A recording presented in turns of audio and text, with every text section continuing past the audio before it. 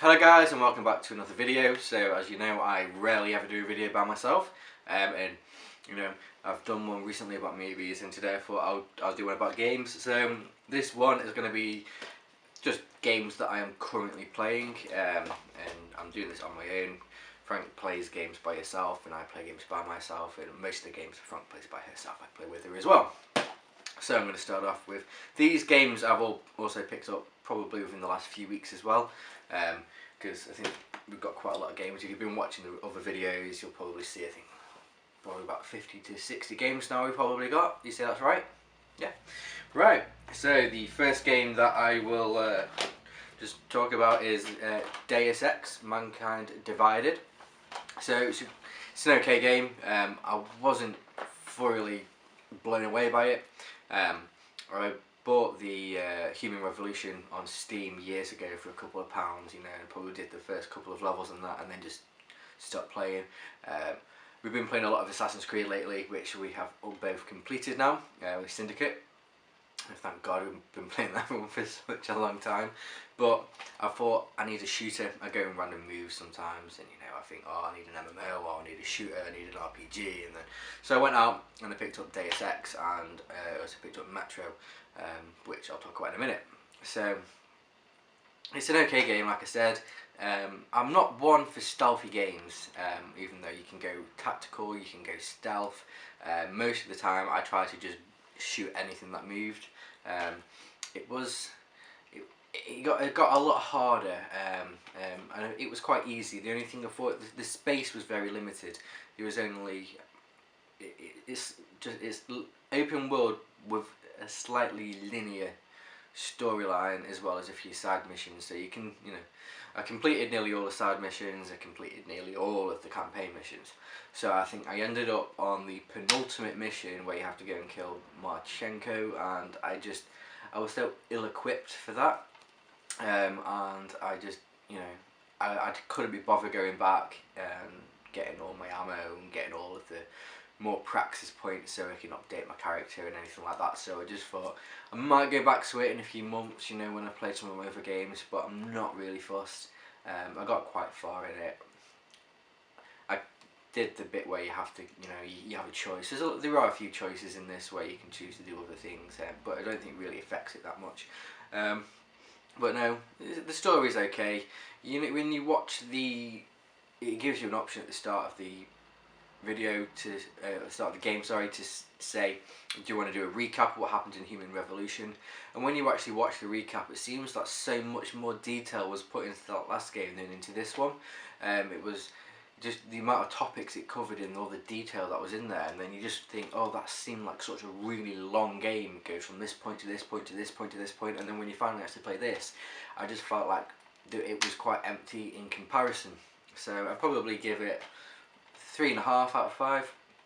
Graphically, it was very good, and you know, as a shooter, I found it very enjoyable as well. But as an overall game, I won't rate it that great. I probably spent about 8 hours on it altogether. I'd say maybe 8 to 10. I mean, it wasn't a very long game, but you know, I'd keep it in my collection, won't get rid of it. I mean, I don't get rid of games anyway. But no, that's Deus Ex. So the next game that I've picked up is Super Dungeon Brothers, and this was a nightmare to get hold of, just because Frank showed me it. I mean, I found it before, and then we were like, yeah, let's get this. It was on Amazon, and then it said 1 to 2 months waiting. I mean, it's only £15 or £12.99 wherever you get it from, but nowhere seemed to have it in stock. Amazon didn't have it. Argos, I mean, they had it, but I hate waiting for things. When it comes to post, having Amazon Prime, I just like it to come the next day. If I have to wait 5 days, I'm like, oh, I'd rather just, you know, wait and try and get it somewhere else. So I went to a few shops to try and look for it as well. CEX didn't have it, Game didn't have it, so I ended up going down to London on a trip, and I picked it up there.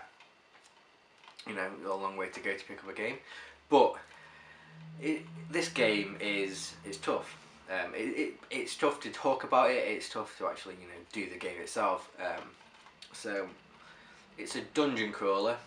where you have the option to do it local, it's couch co-op, it's also online, where basically there's 4 people, there's 4 types of weapons, and you have to essentially get as far as you can in this dungeon without dying, and if you die, you go back to the beginning.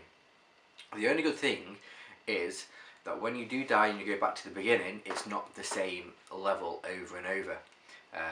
Every single time you do a level, it changes, so it makes something completely new, so you don't get bored.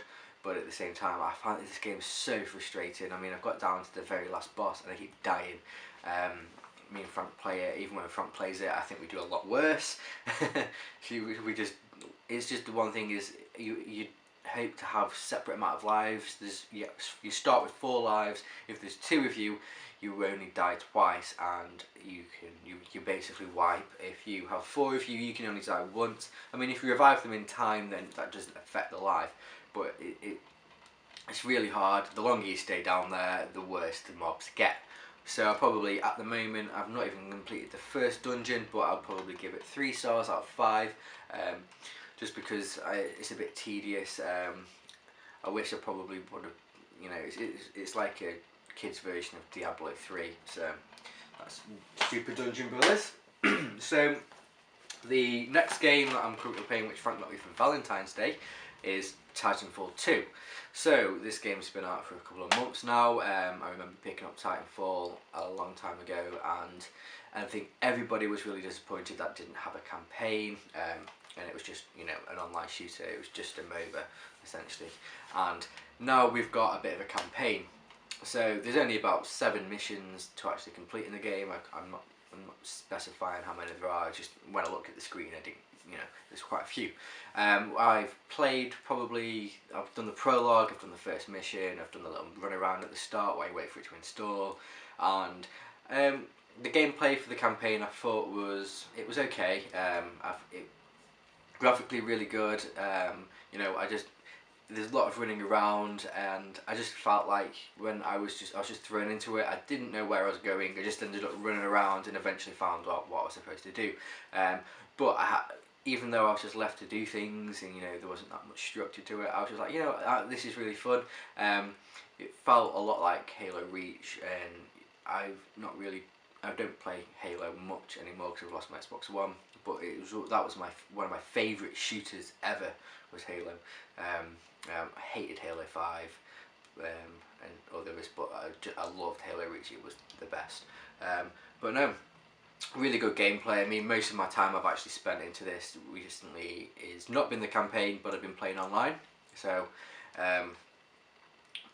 there's people on this game which you'll see, some games you can absolutely have a blast. You'll get stupid amount of kills, and then later on you'll go into another match where you just basically get tanned, and it can be really frustrating. I wish there were a few more weapons, you know, to choose from. You are quite limited, but the one thing that I do like is you're not limited essentially to what weapons you have for your level. They give you these little tokens which you can save up, and if you're like level 7, you can save them up and buy like a weapon that unlocks at level 49, and then you can, you know, use that instead. But they are very hard to come by, and the leveling up system is quite annoying. Just you have to, you can see the longer for every match you do or perk you unlock, it unlocks essentially this little point which adds up to your next level.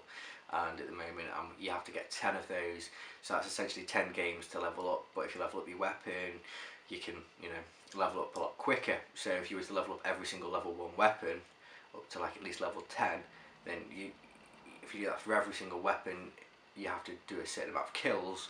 So if you do 4 kills to 5 kills, 6 kills, 7 kills, it levels up the weapon every single time, and then you can just level up really quickly, which I started doing, and I'm currently level 17. But no, Titanfall 2, probably give it at the moment 4.5 out of 5. I want to play a bit more of the campaign, but no, great game, definitely an improvement on the last. I've been doing pilot versus pilot, but I'm really getting into attrition at the moment, just because I usually suck when it comes to actually using my Titan, which, you know, pointless playing Titanfall if I'm just going to shoot other people. So the next game that I picked up is Metro Redux, which is another FPS, which is the one I picked up with Deus Ex. The game's been out for a long time, and it's another remake of Metro 2033 and Last Light, which is, so it's 2 games in one, this one.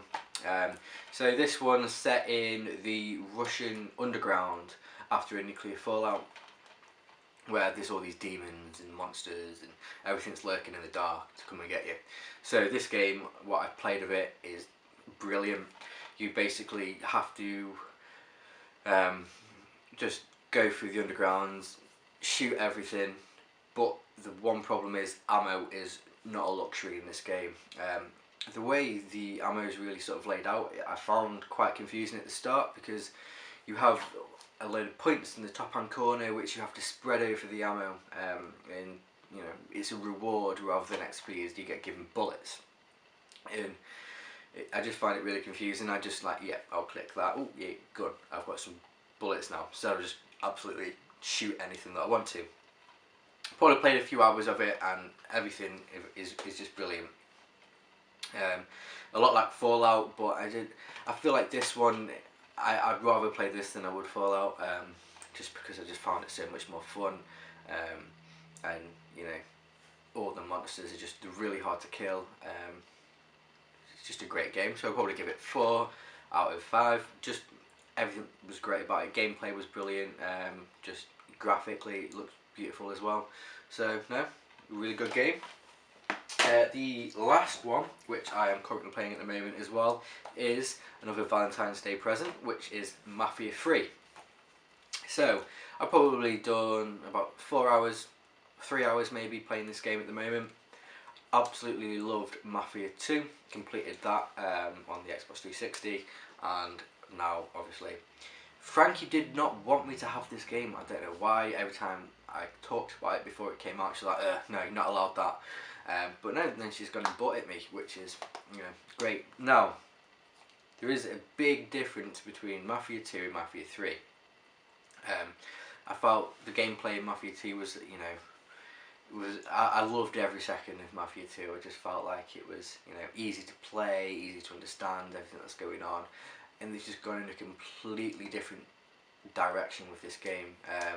They've turned it a bit more like Assassin's Creed Syndicate, you know, where you have to go and take over boroughs and take down bosses so you can get to the main boss, whereas it was more story based on the last one, where, you know, you just get in your little car, drive around, do a couple of heists, or you know, just do a couple of jobs and you get promoted, and you can buy a house, you could buy a car. I'm not sure if you can do any of this yet in this game, but you know, I think it might be leaning towards that direction anyway.